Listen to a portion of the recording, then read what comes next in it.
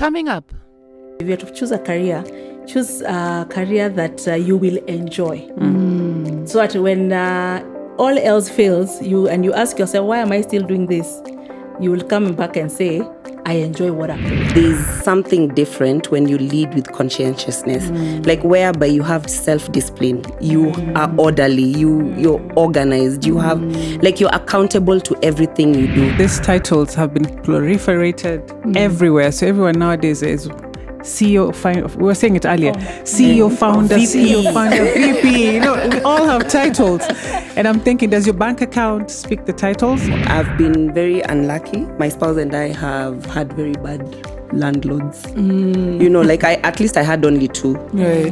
The first one came in, we moved in 2 weeks, and by the third week she came and said, I think I gave you the wrong market rate for Ngumo. And then I was like, hey?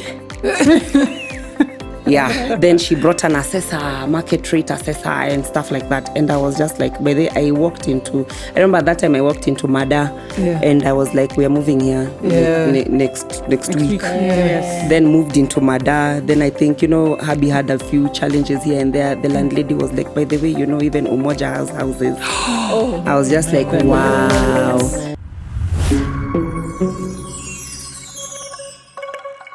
Hi, my people, and we are on to episode 3 of season 2. I'm excited. I have been waiting for this moment. Okay, I'm joking. I've been waiting for this moment for a very long time because we hosted this phenomenal women last year at a conference, and we did it live, and the impact was so amazing even after. And guys have been asking, when are we having this happening again? Now, here it is, and here we are. First of all, I'm Mary Malova. I'm the host of Women Per Excellence, and here we amplify all women in leadership, whether it's from the office, to the field, to the home. We are talking about women who are just personifying excellence. And you can follow us on all platforms as Women Per Excellence. Follow, like, subscribe, share.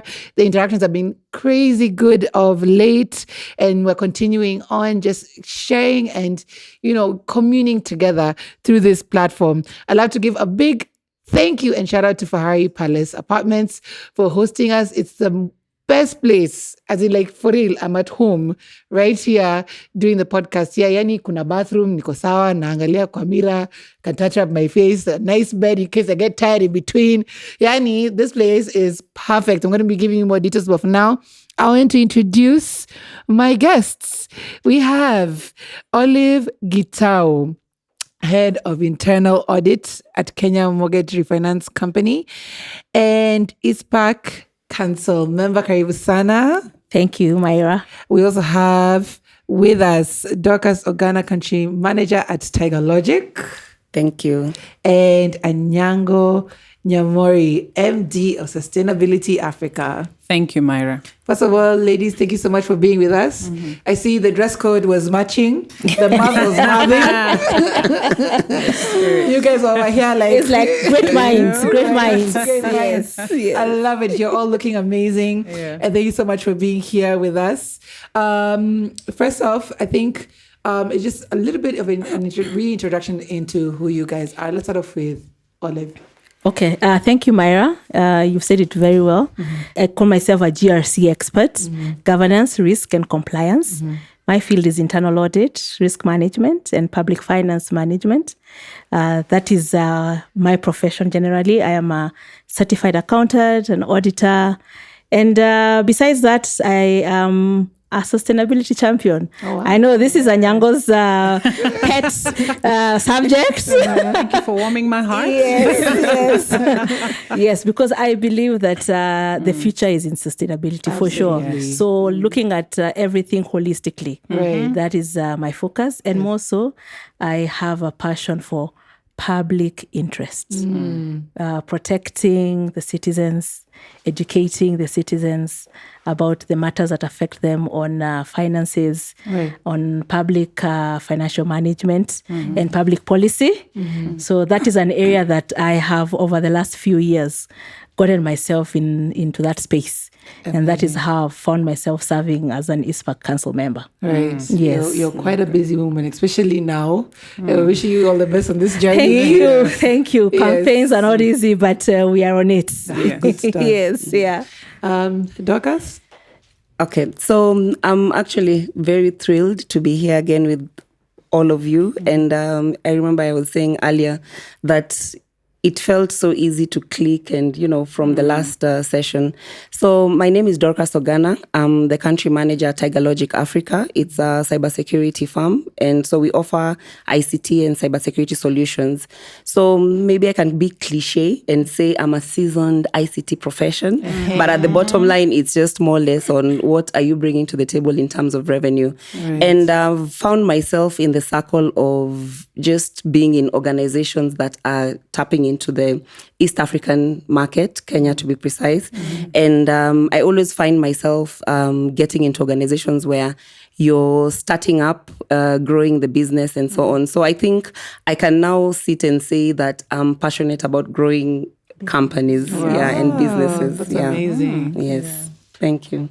Sorry, Yes. Anyango. Not a problem. Thank you, Myra. I'm also happy to see the ladies. Nice to see you, Olive. Nice to see you, Dorcas. And as well, nice to see you again, Myra. Thank you. Yes. So, Anyango Nyamori, I'm the MD of Sustainability Africa. I lead a wonderful team. And what really wakes us up in the morning is to help work with companies to integrate sustainability into their strategies. And we're really passionate about it because then we like to think, we actually think of sustainability as an initially African concept.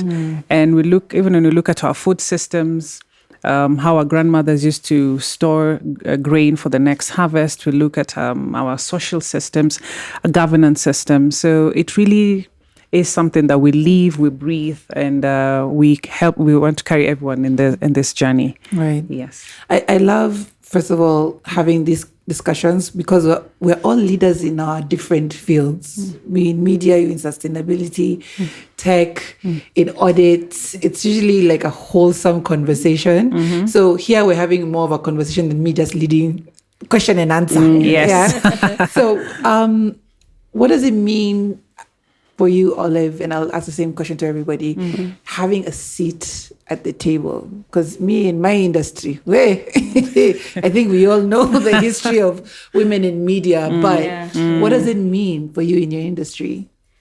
I think traditionally we've been trying to squeeze ourselves as women to find space, and we've been saying, I need a seat at the table.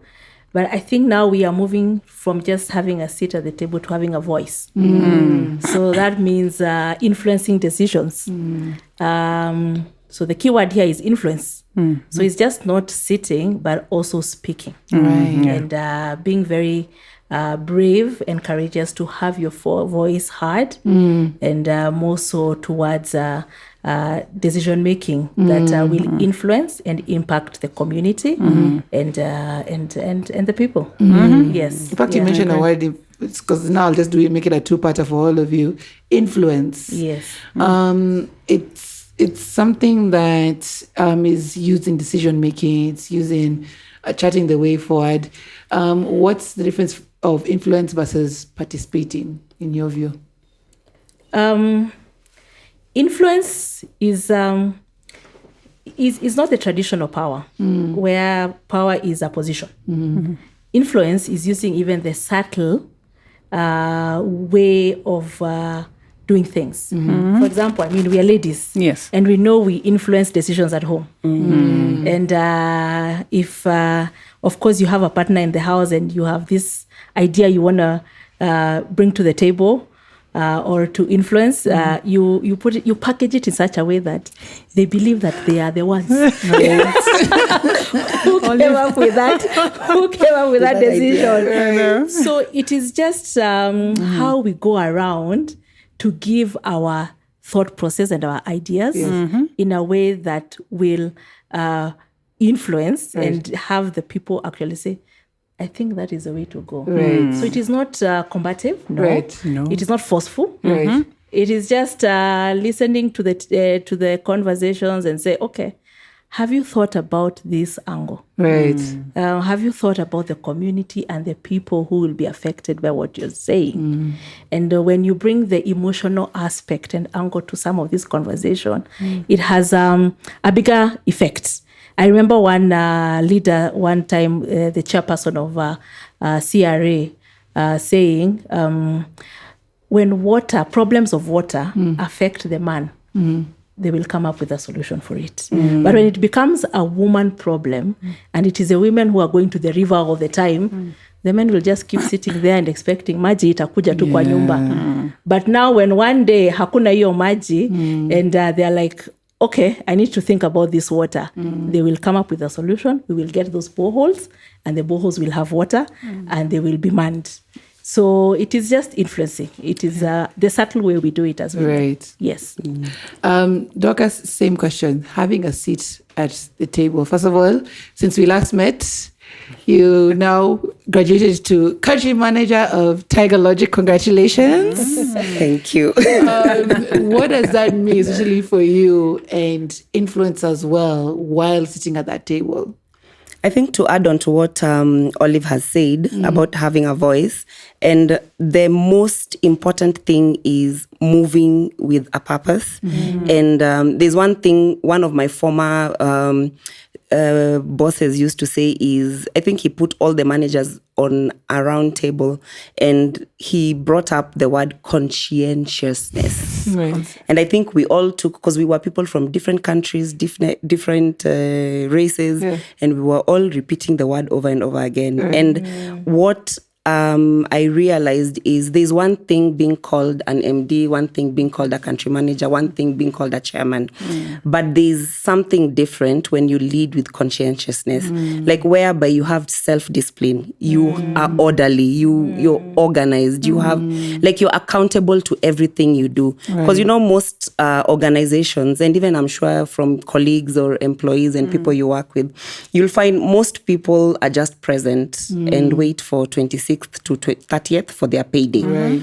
But they forget my day-to-day orderliness, my self-discipline. Like what time do people, like my contract says work starts at this time. Whether you start it in the field or in the office or from home, there's something called work starts at this time. And when you need to be organized in your own personal life, you need to be organized at work. So, you know, both have to marry. There's no way you can be very organized at home and you're not organized at work. Exactly. You know, so that's somebody who is living with pretense, and that's somebody who will just wait for paycheck to paycheck and move from organization to organization because they can't keep up. They can't be accountable to what they do. So for me, I think what I've learned moving from a contributor to someone now an influencer is that thing of who is watching the decisions I make and am I moving consciously on every decision I take.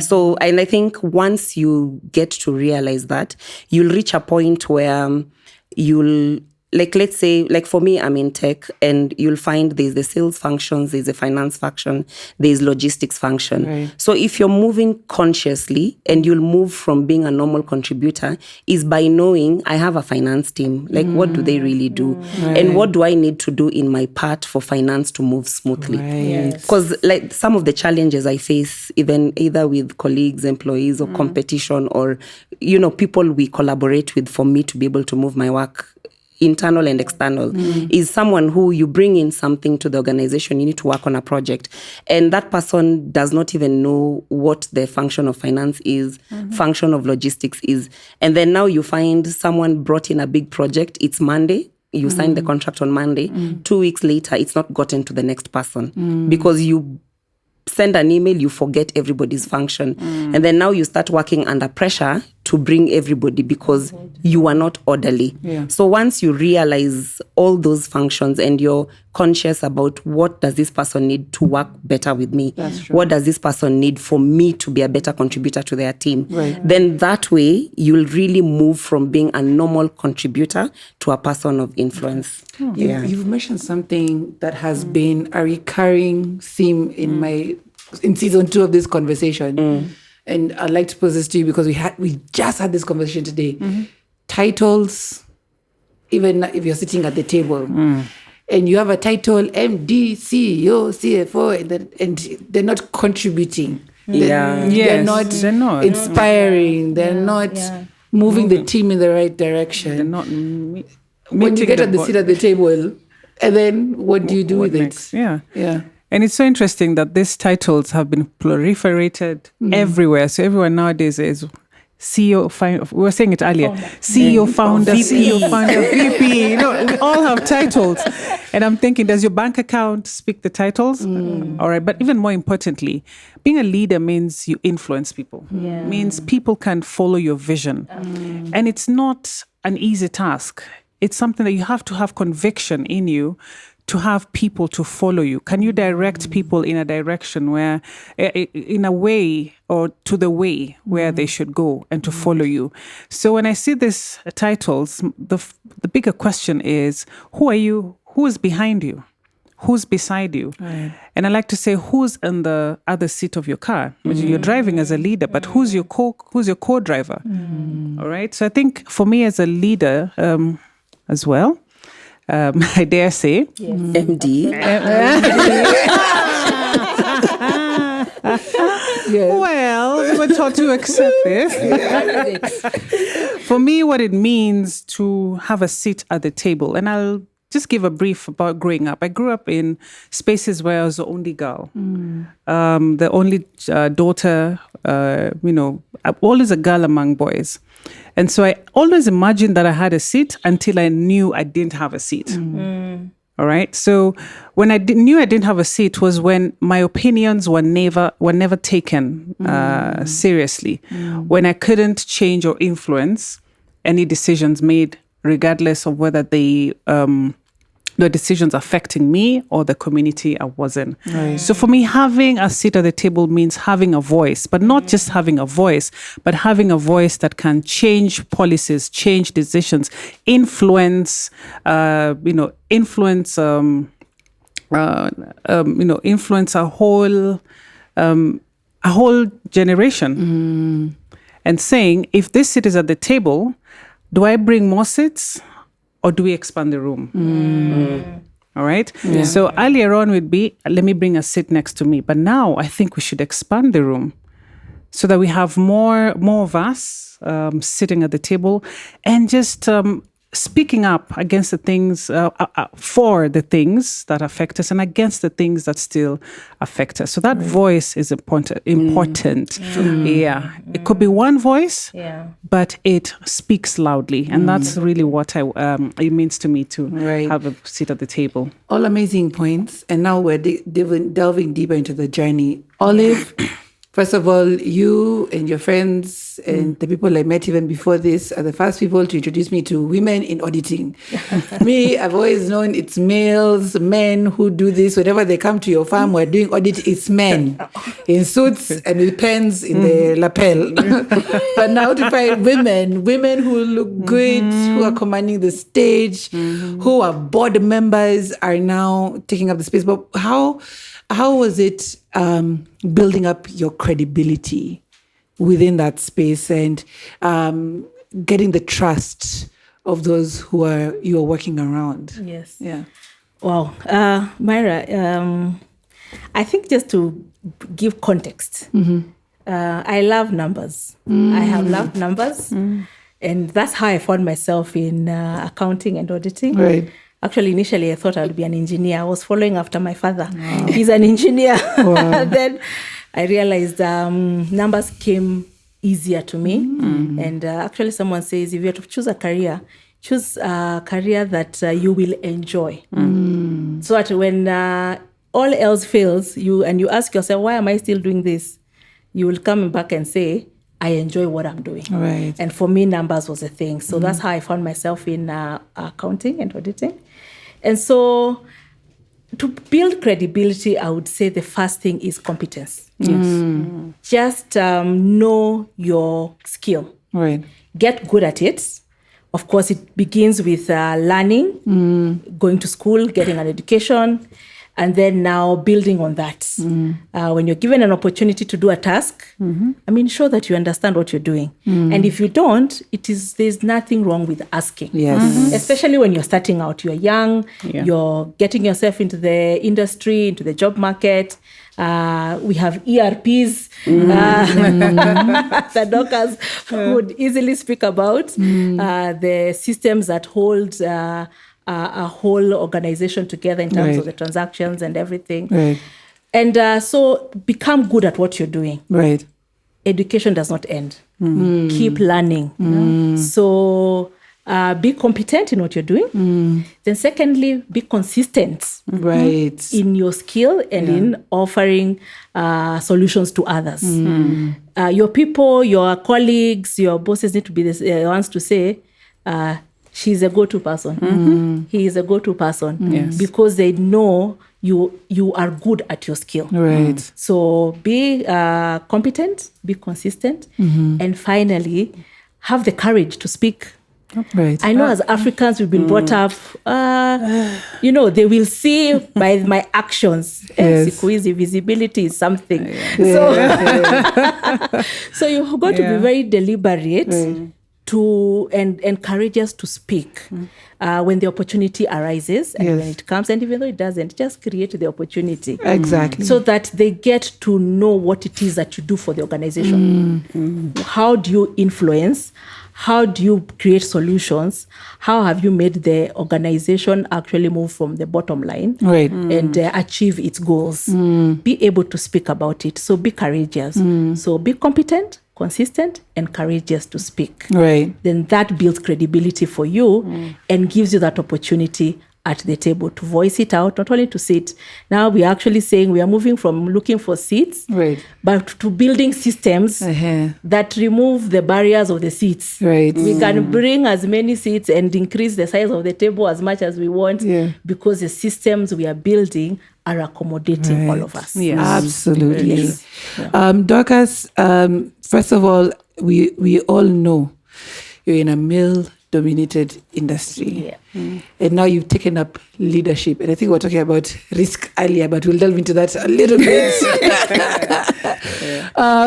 But how is it not only finding the seat at the table, but taking up the position of leadership, especially in the tech world? So, when there's something that came to my mind when you were talking about being able to speak up. So I once worked in an organization whereby we'd have a meeting. Then we just hear people speak and speak and speak. And then after the meeting has ended is when I tell one of the guys, actually, I think we should do, I don't know, this. I don't think this is working right. Then the next time we have a meeting, this guy is saying everything I was telling him. And then the guys who are, the exco guys who are visiting are like, he's right. Why didn't we ever think of it? Then I'm like, he didn't even mention my name. Right. So, and I remember, I think it was 4 years back, I was reading a book, because that really disturbed me, that the fact that this guy didn't even mention those were my ideas. I even sat and worked on a PowerPoint presentation with him on, some of the changes we need to do and so on.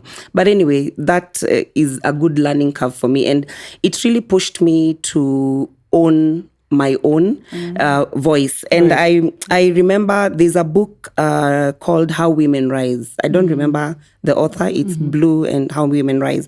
And it was more of owning your contribution. And I think when I was reading that part for owning your contribution, and it was giving different scenarios of different women in different corporates, whereby one person is scared of speaking up and saying things. And I think for me, I had reached a point and I said, whether my contribution is wrong or it's BS, I am going to speak up and I'll say it.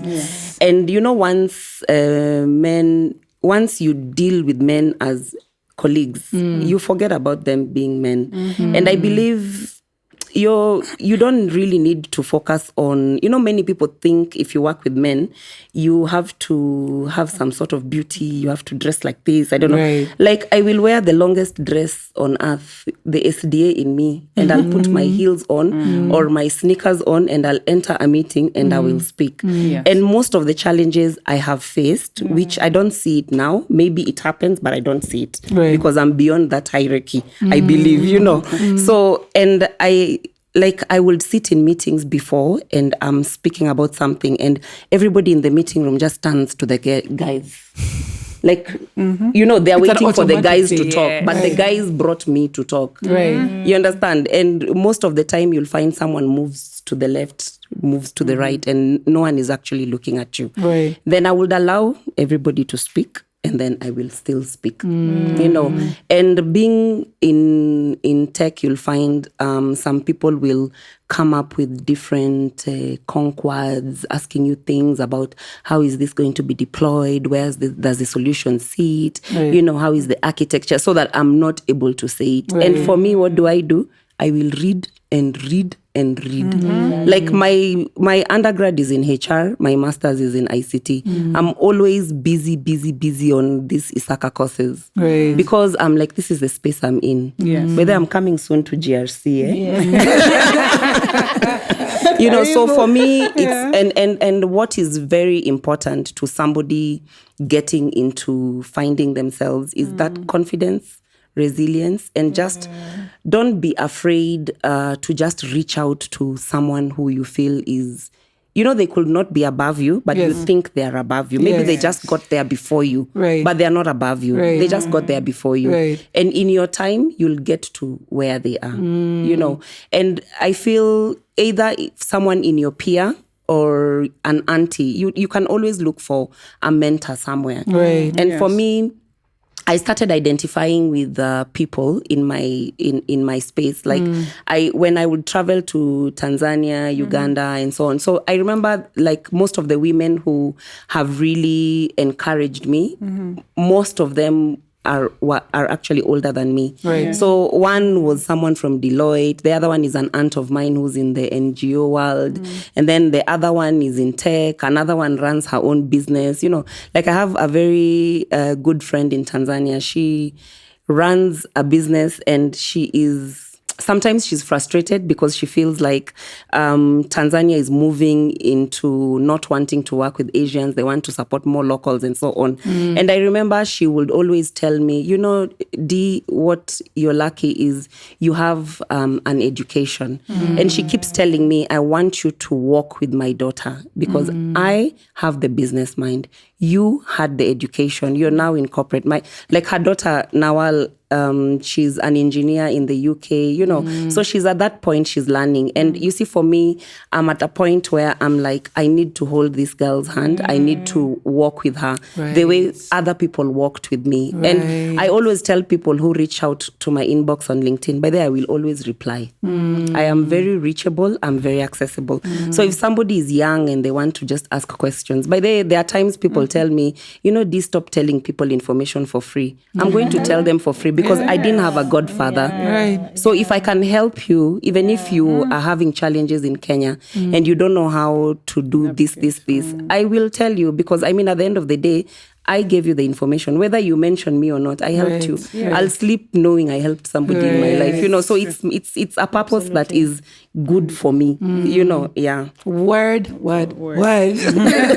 As in, for real, it's not only also on mentorship, but it's also on the doors that can open for you when you just speak. And some even speaking things into existence. I've learned that along the way. The more I kept quiet and I was over there, mouse in the corner, nothing truly happened. But the moment I started opening up, the more guys were like, oh, by the way, I have that solution for you. Okay, I can help you with that. I can point you in that direction. And speaking of that, Serene. It's okay. Let's continue. Okay. We grew up with her, so... And now we're here. Now we're here at the power table. I tell you.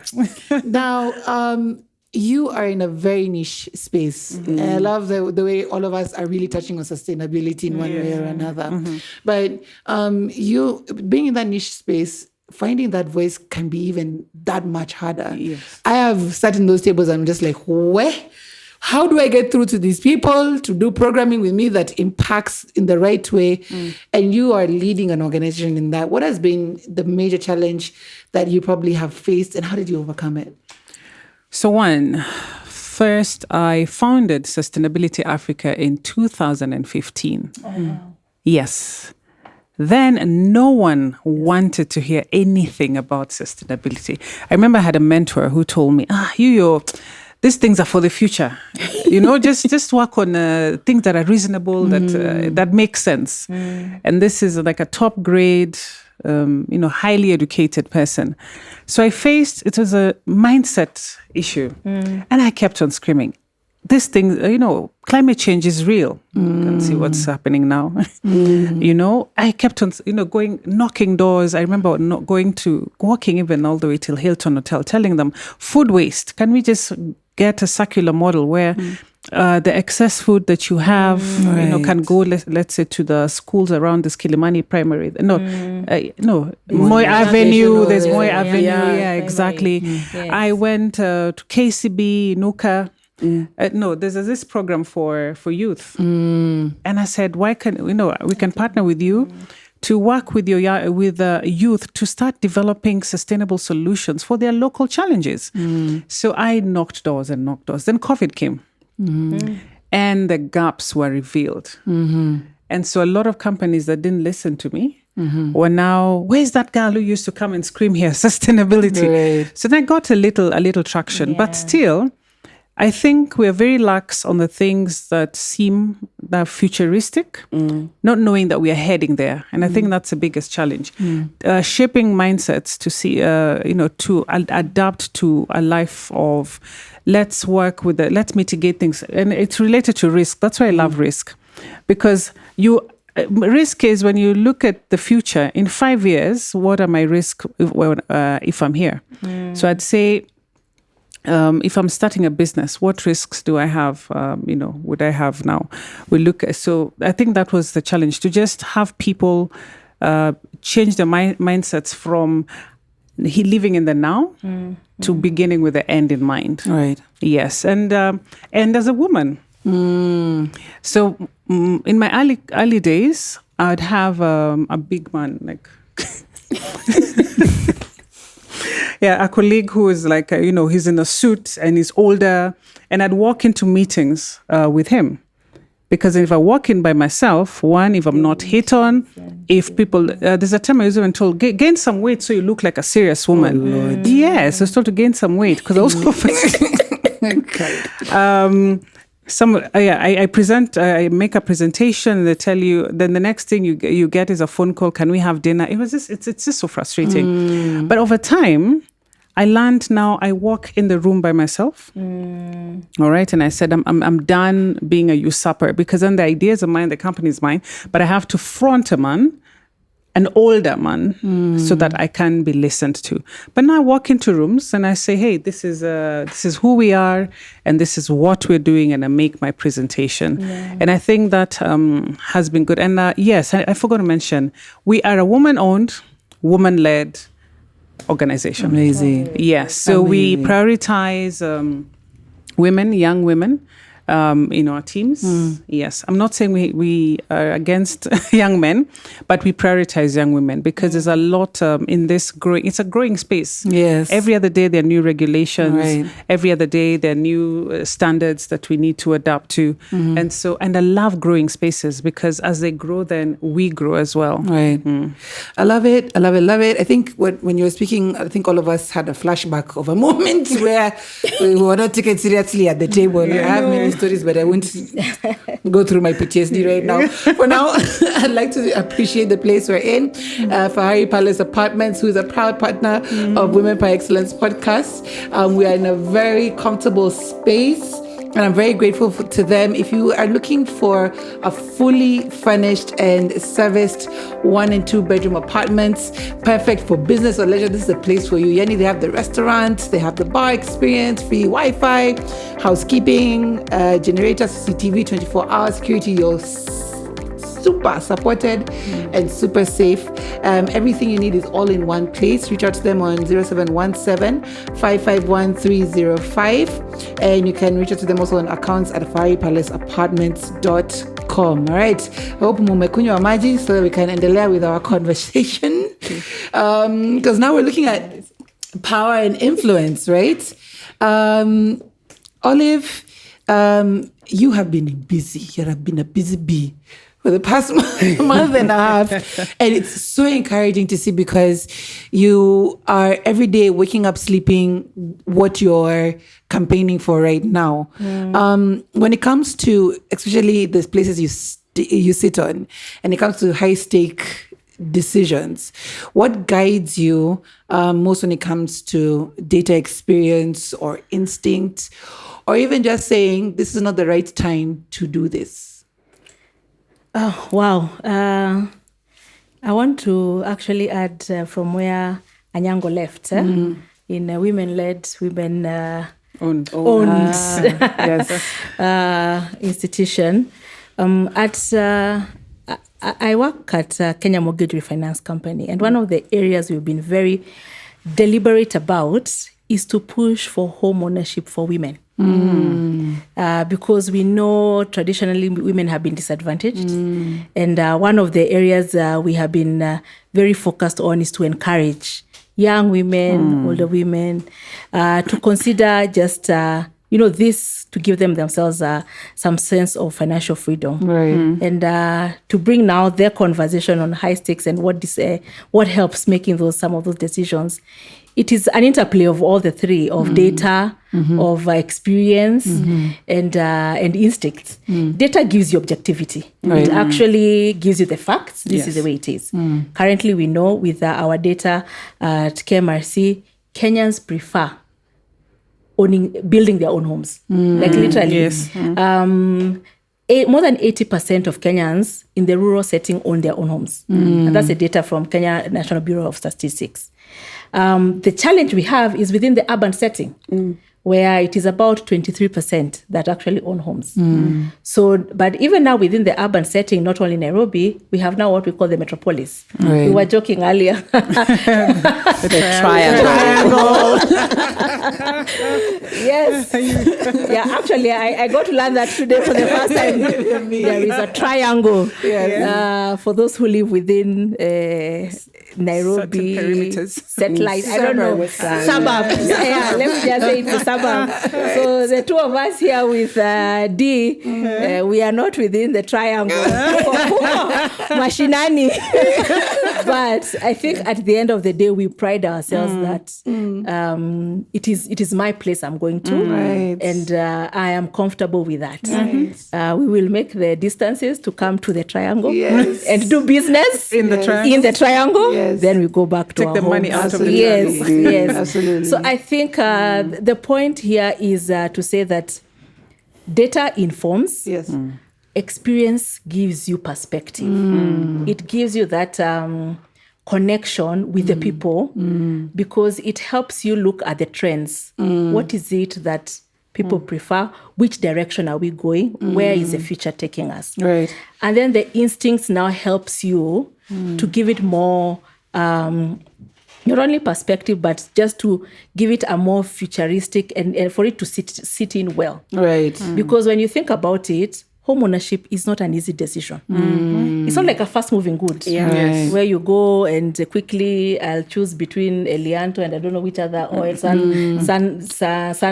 Are you being paid? Whatever. Yes, one no, we are not. Sorry. Yes, I'm choosing from one cooking oil to another. Yes. So it is not like that. It's not a fast-moving good. Yes. It takes time. You think about it, and by the time you make that decision, you are emotionally invested, like literally. Yes. So some of the decisions in terms of high stakes that we make is a combination of all that, so that you can be able to bring the holistic view of it. Right. This is where sustainability comes in.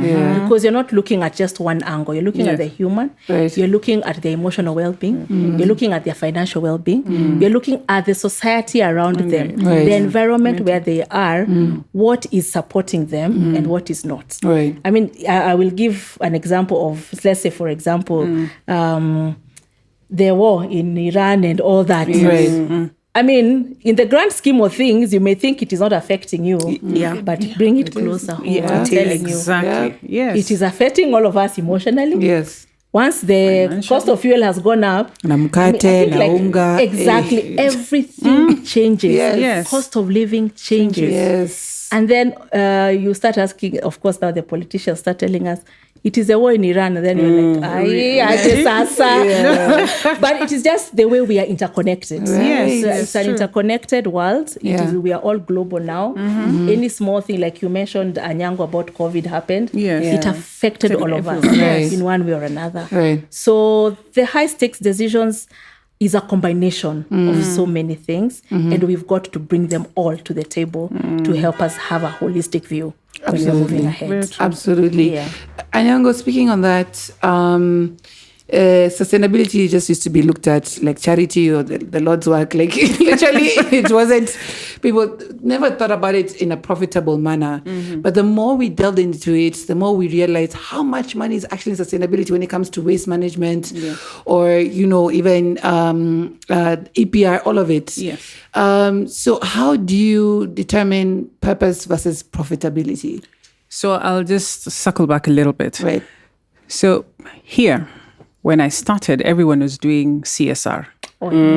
Yes. So corporate social responsibility. So you'd go to, say, typically a children's home at the end of the year, go dance with the kids, give them clothes you don't use, some torn, some worn out, Right. buy them some biscuits, So in your corporate offices, you'll be like, oh, we're going to this children's home. Can you bring donations? So HR is busy rallying people to donate. Then you go to the home and you give them, and then the kids come, barizenu ageni, and they dance for you. And then once you're done, you leave. Yeah. Next year, you find another project. That is where I always say, if something makes you so angry, do something about it. If it makes you angry, do something about it. And that's where I started researching on matters sustainability. How can this seemingly altruistic venture or intervention become sustainable? These kids need more than your laughs and the chocolates that you bring them on that. Biscuits, actually. Chocolates are a bit too expensive for CSR. Right. So biscuits and juice that you bring them, they need healthcare.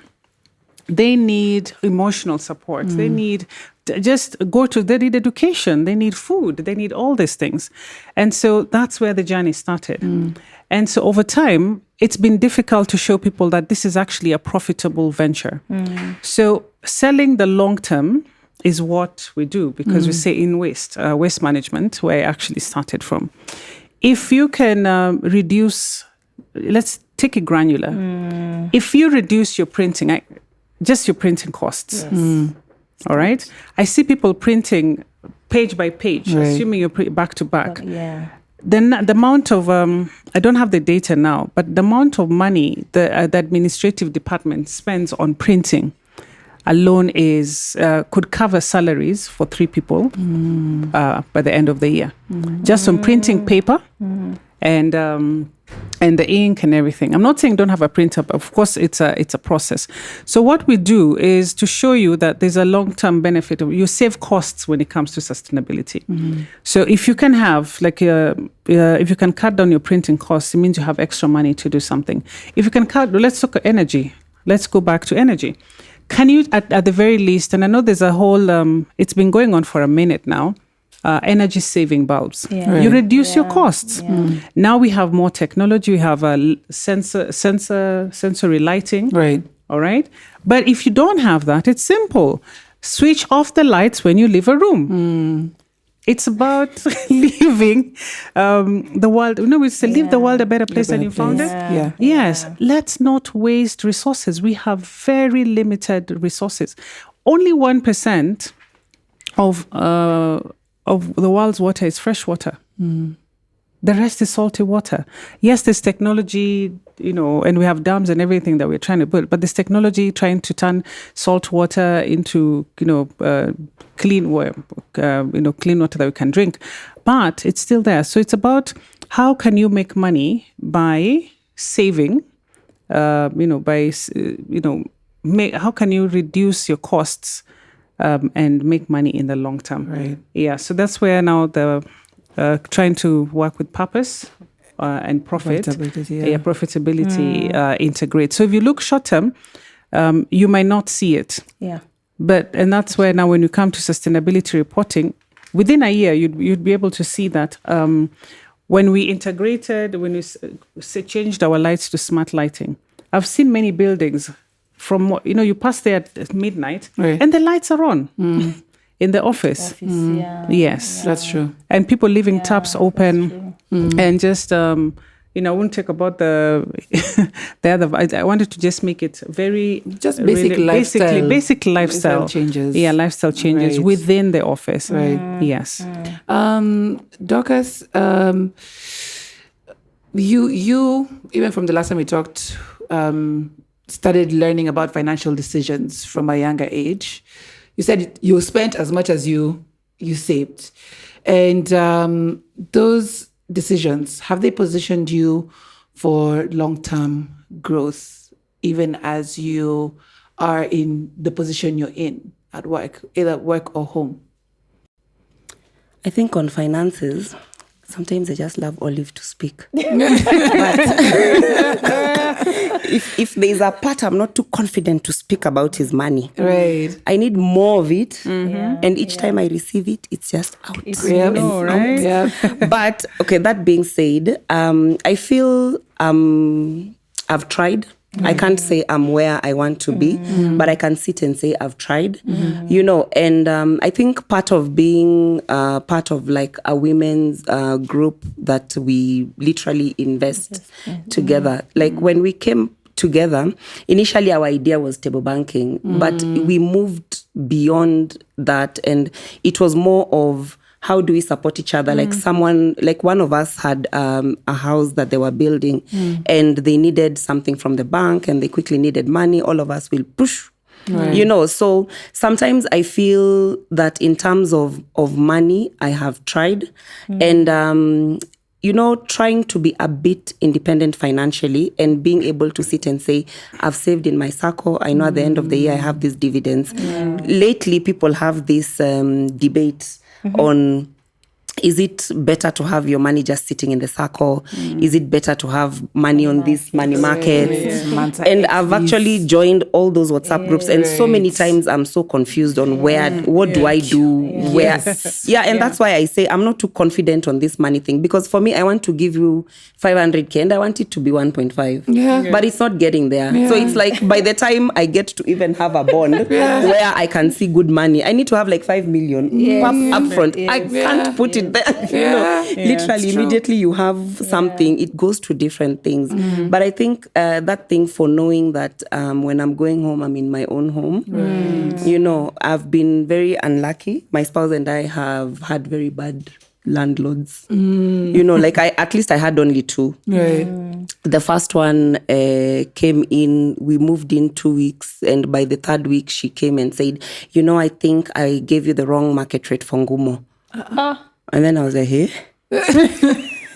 Then she brought an assessor, market rate assessor and stuff like that. And I was just like, I remember that time I walked into Mada and I was like, we are moving here next week. Then moved into Mada. Then I think, hubby had a few challenges here and there. The landlady was like, by the way, even Umoja has houses. I was just like, wow. By the way, I'm telling you, that next time we drove to Kite, we found, there were so many opportunities for owning homes there. And, that peace of mind that I'm home. I can drill that wall and paint it tomorrow, drill the other side. You understand? And I feel that I can say I'm trying. I'm not where I really want to be. And many times I take risks, whereby, older people, especially people who have accomplished what they want, they would always tell you penda deni. You know, you know, like, and sometimes it's really true. The way our economy is, you can't really have everything you want without a debt.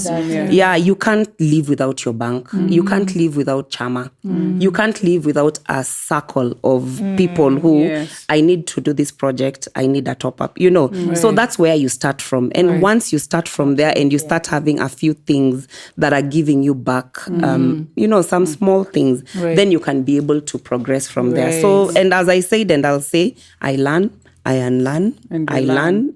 Exactly. So I'm going to get there eventually, because my purpose is in the next 15 years, or even 5, let's say 5, 15 is a long term, but in the next like 8 years, do I really want to sit and rely on employment? I don't want to do that. You know, can I invest in small things where I can sit and say, okay, maybe the bond can give me this small apartment can give me this. That's actually where I want to get to. Yeah, where money is working for me. Absolutely. Yeah. Well, she's saying she's not confident about it. She has laid it all down, right? Because you're sitting in your home. And you're money literally is working for you. Your money is working for you. I want it to work. Yes. You're not Let me working tell for you, money. the funny thing is that time I was traveling with my kids, and then my son asked me, why can't we sit here?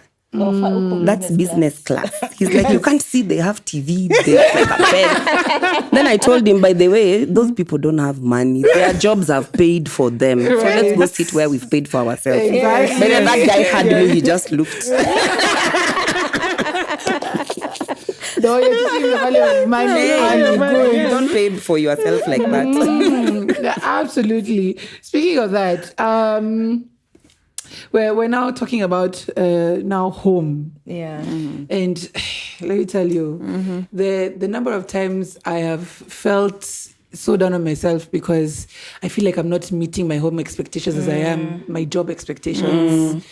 So how do you balance leadership both at the office and at home without having to feel inadequate? Olive? Is there anything like balance? I tried.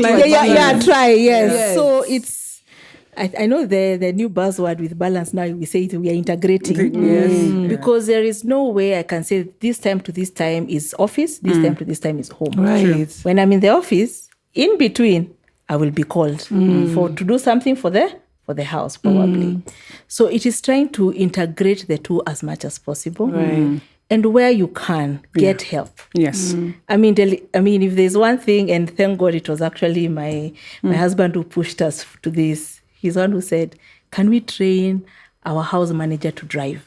Yes. I think he could see the strain on me. And of course, now when I'm strained, I pass it. And then now it becomes a strain to everybody in the house. And it is one of the best decisions we have made in our home, is having our house manager learn how to drive. Wow. Because now the times when I find myself, I'm away, and I'm the one who drops the kids to school. Now I can have the house manager. Actually, she does it when I'm not there. That's amazing. She drops our boys to school. Wow. I mean, the freedom that thing brought, you have no idea. Because sometimes you start beating yourself up and saying, okay, I'm not there. Then I have to give that responsibility to my husband. Then he feels he's forfeiting his gym time when he does it in the morning. So, but it has really helped us to integrate and balance. So that is thinking of solutions that can help us, and to be able to handle both the office and the home front. Because I have a full-time job at KMRC, and at the same time I am serving as an ISPAC council member. Now the two sometimes are demanding. They are demanding. So when you're trying to combine the two, and then you have your home front, you have teenagers. Right. Okay, the good thing is they're teenagers, they're boys, they are not so needy. Yeah. Right Lucky now, you. when they were younger, I mean, it was another, actually, I keep saying there are seasons. Yeah. We have seasons for everything. When they were younger, it was a season to be around. Right. And I did that. And I was at home, I was in the office, finish, go home, deal with the kids. Right. But the season they're at, my husband has been very clear. Where they're at, they need me more. Their father. Because I have boys. Wow. Yes. So they are being trained to be men. I love it. Like men. Yeah. They told, Mom, just stay away from these Right. discussions of men. Right. I'm like, okay, fine, let me stay away. Wow. So that has sort of given me a bit of space to do more of my service Right. and giving back through my service to ISPAC and to the members. So with that integration, and when you have an understanding in your home, Right. because support system matters. Yes. Honestly, you can't do it alone. Absolutely. I know we have those in our circles. I have my cousins or my family member who is doing it by themselves because either they are a single mother or for whatever reason you're a single father. You still have a support system. Right. So you've got to call along your support system to help you when there is need for that. And that makes me understand why the days of our parents, they were living in communities. Like literally, mtoto walikuwa wa the whole village. Yes, it was a village coming together to raise these children. And that's why I like what Anyango talks about. Sustainability from traditional setting. It started, by the way, the African culture. Think about the mud houses. Yes. I mean, they covered sustainability 100%. Right. Yes. Completely. Yes. Now we move to stone, we put Cement, mabati. yes. I mean, it's like... There's rammed earth. Exactly. You can go back to rammed earth. Exactly. So let's bring back that cultural aspect, community. What I'm saying is just let's bring community. Absolutely. Let's rely on one another. I know it's a different time. I know sometimes you're like, hey, I let my kids walk to the shop. Na akibiwa hapo katikati. Well, I know the times are different, but if we're able to build an ecosystem around us that can check on one another, Yes, that's true. then we create a safe environment for ourselves and for our children. And that's what we have to think about. Right. What is the environment we are creating for our children and for ourselves? And that now brings about now the whole integration idea and focus, so that it is not you alone feeling that I have to do this. Right. How am I balancing this? Sometimes it's not possible. Right. You will miss an event for your child. You didn't mean to, like, is it? Yeah, it's this week. I was to take my son for a dental appointment. By the time I was leaving home, by the way, I was taking him. I got to the office, a meeting was set. Right. For the same time, I should be with him at the dentist. Right. It Thankfully, happens. I mean, sometimes you just say God works in mysterious ways. I just said, now, let me now just, I just called my husband. I told him, okay, I have been put for a meeting. I was to take our son. Are you able to fill in? I don't know. Somehow he had time on that day. And he said, it is okay. I will do it. Right. So, and if he wasn't available, I would have probably looked for someone else. And if not, we would have rescheduled that appointment. Right. Yeah. So it is okay to call for help. Let's do that. And let's not feel that the weight is bringing us down. Right. Yes, just talk to your community and your support Absolutely. system. I love that. Build your community. What's your take on the same? How do you try to balance leadership at the office and at home without feeling inadequate, or try to achieve that? So I think what I was going to add on to that was burnout and mental fatigue. It often controls the decisions you make. Right. In terms of kids, work, or friends and family. Because, when you have burnout at work, you and your colleagues will not be friends. Yeah. Yes. Especially if you have people reporting to you, because you'll start questioning, do I really have the right people? Right. Because you have burnout at work. And then when you have burnout at work, you can't be there at home.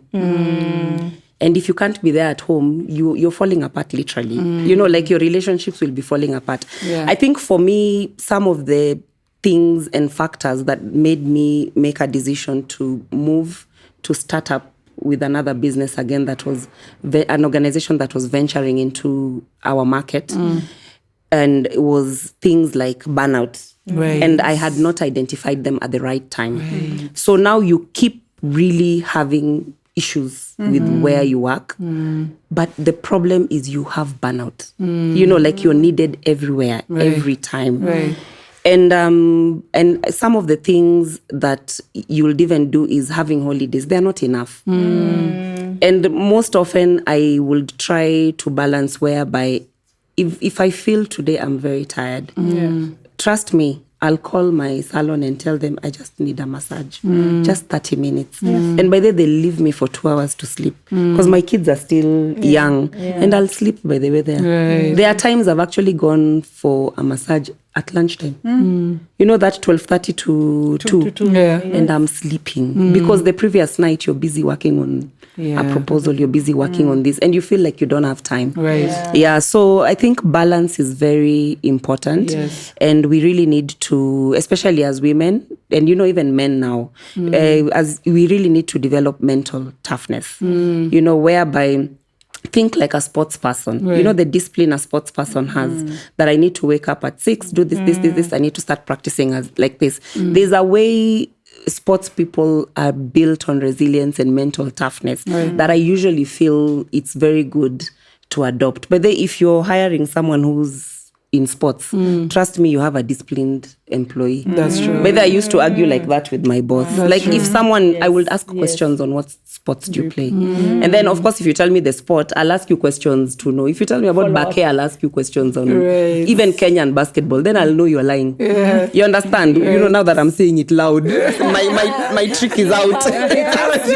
You know, watching. But yeah, like when someone, I see someone is playing a sports, for me, I know that person is disciplined. So I'll look at other areas of them. Yeah. Serene, lastly, I'll ask you that question as we close out. So I'm I call myself privileged, but I just landed into the privilege of non-employment. I was like, Life. Privilege for me it is The triangle. not having to report to someone every morning, and it's a conscious decision I made. I'd gone through a massive health challenge, and right after that, I just decided I don't. Then the kids came. It was a marathon, so I decided I'm not going to go to anyone's office in the morning. And we were saying earlier, KPIs, targets, you know, all this, because I know how much I can handle. So then that's when I founded Sustainability Africa, because I wanted to be in control of my time and I wanted to be a present mother. And for me, it's because my mother died when I was really young. I was 8 years old. So I didn't get, and it was, at least I got the better part of her, but my siblings probably didn't. I have 2 younger brothers. So, and you know, most of the decisions we make are influenced by our experiences. So I wanted to be a present mother. So I would work mostly from home and balance time between home, work, my children, my clients. If I travel, I remember there's one time I'd have my children and travel with them if there's a project to be done, and I'm breastfeeding. And then I realized there's always someone somewhere to help. So whether you're in Mombasa, you're in Eldoret, you're in Kisumu, you're in Nairobi, if you don't have your nanny, there'll be someone who knows someone, social capital. So I'd have someone, can you have someone to just spend the, like morning with the kid? I breastfeed, I express the milk. Yes, we do that. And then I go do whatever I'm doing, then come back at whatever time. So that's been my journey. But one thing that, just to close it up, something that we haven't mentioned is build systems. So I built systems. So eventually, even when I now transitioned now to the office, and I made sure my office is a 5-minute drive maximum, 3 minutes. So if there's anything I need or anything that needs to be done, I'm closer to home. Because my children are young. These are the formative years. And they're exposed. They're in a world where I'm also trying to understand their world. They have so much information. And as much as I'd like to limit some of the things, I can only do my best. So some of the systems that I'm talking about. 1, dinner time, 6:30. Nap time, when you sleep, 8:30 to 9. So basically you have systems. So whether I'm there or not, and I'm blessed to have a really good nanny. Yeah. All right. So she knows by this point we're doing dinner. I can travel for a month now, and I'll know my kids will go to school because everything is in place, including where their clothes are and the kids know. So you build systems. You know that this is supposed to be done at this time. This activities is supposed to be done at this time. You come back from school. This is what you do. Take your snack, shower, do your homework, the works. Then have dinner. So there's systems in place. Yeah. Right. And I think that really helps. Yeah. Some might call it perfectionism, It's a schedule. but I call it works for me because order works. Yeah. So that I know that at this time, this is happening. So wherever I am, I know that even if I have a late meeting, I know that my kids have eaten dinner by now, and I don't have to check. And another thing, I liked what you said about having your housekeeper learn how to drive. Right. Yes, mine is on the way. But the point is, when you empower your house managers, housekeepers, your nannies, then your children benefit. Yes. Right. Yes. Because my housekeeper helps with her homework. Yeah, she's college educated. Yes, she helps with the homework. So when I'm not there to help with the homework, she'll actually help the kids, sit down with the kids and help them with the homework. Right. So, and it speaks back to us as women. Most of us just look down on our housekeepers. I mean, of course, we have dramatic ones. Yeah. But if you find a good one, I believe in the spirit of mentorship, paying it forward. Yes. Even if they go, there's something that you input in that person, because this is the person taking care of your children when you're not there. So if they do not know how to light a gas cooker, if they do not know first aid, then when your child falls in something happens, then what, how do you start handling it? So systems for me is key. Building good relationships with the people around you. I just like you, if I'm unable to do something, my husband would come through. And of course, there are days when I just lock my door because those children are noisy. I love them, but they can't be noisy. Yes, so I rest, or I find a friend. I'm like, can I come to your house for just half a day? And I just sleep. But right now, my children are young, so I also want to share experiences with them. I want them to feel that I was present, because this is the time we're imprinting a lot of their habits and in their character as well. Yeah. Okay. As we completely close out now, I just want you to give me one-word answers to a woman owning their seat at the table. One word. Influence. Conscientious. I think I can say it conscientiously. Wait, you're telling a low woman to say Conscious. I hope my people are proud of me. Speak up. Speak up. Just speak up. All right. Love it. Ladies, I've loved this session. Thank you so much. Guys who are watching today, this has been episode 1 of the Power Table. I love calling it the Power Table because there's a lot of power in this, and you guys have spoken power into the room. And I wish you all the best. Yes, please. Vote. Talk to all your networks who are ISPAC members. Please ask them to vote. Yes. For Olive Gitau. Yes. Thank you. Right. Yeah. God will lead. Yes. God will lead you. Amen. Yes. All the best to you, Dorcas, as you take on West Africa, East Africa, and Africa as a whole with Technologic. Yes, it's coming. Speak it into existence. It's coming. You're already at that power already. And Serene, we're walking this journey for sustainability together. All of us, we have just said we are giving you work. So, guys, thank you so much. Ladies, not guys. Ladies, thank you so much. Beautiful, gorgeous ladies. Yeah. And for everybody who's watching, we're going to be doing more of these and tackling on different aspects. So be sure to watch Women for Excellence, the Power Table, on the next episode 2. And of course, I'd love to give a big thank you to the women on the couch on this episode. A big thank you to the team behind the scenes. Some one, some two. Sylvie, Jimmy, the beat maker. Thank you so much for making this amazing conversation possible. At Fahari Palace Apartments. Thank you as well. And of course, to our families for holding us down to make sure that we're able to do this, because that's one thing you guys have had in common. Absolutely. We'll see you guys on the next episode. Stay safe.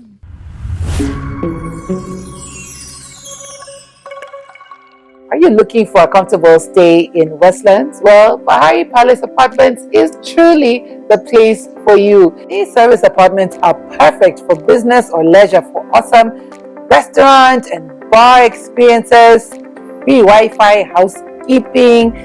Your standby generator is always on check, also CCTV and 24-hour security. Everything you need is all in one place. All you need to do is call 0717-551-305 or email faharipalaceapartments.com or accounts@faharipalaceapartments.com. If you want the perfect place to stay, book today.